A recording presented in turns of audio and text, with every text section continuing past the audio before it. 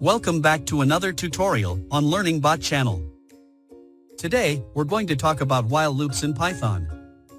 We use while loops to repeat a block of code multiple times. Let's consider a scenario where we want to calculate the square of numbers from 1 to 5. Writing individual lines of code for each calculation is impractical, so this is where while loops come in handy. We'll start by declaring a variable, let's call it number, and set it to our initial number, say 1. Then we use the while keyword and specify a condition, for example, number less than or equal to 5. As long as this condition is true, the code inside the while block will be executed. So, we type a colon and press enter. Inside this block, we can calculate the square of the current number by multiplying it by itself. Let's print the result. Here, we use the scr function to convert numerical values to strings, so we can concatenate them with the string message. Additionally, we need to increment the number by 1 in each iteration to avoid an infinite loop. Now, let's run this program. We'll see the squares of numbers from 1 to 5 printed on the terminal.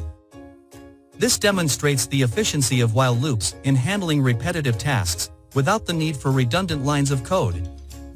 Now, here's an exercise for you about using while loop.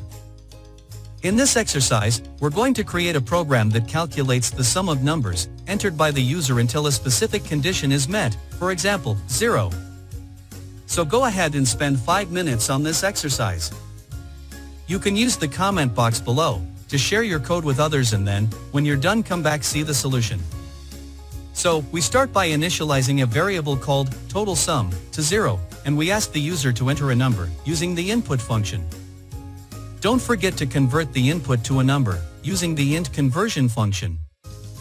Then, we use a while loop with the condition number not equal to 0 to keep iterating as long as the user doesn't enter 0.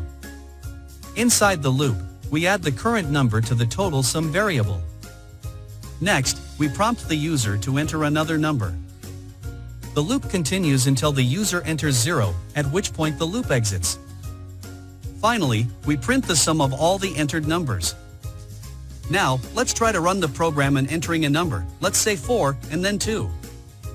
Next, we enter 0, to exit the while loop and get the sum result.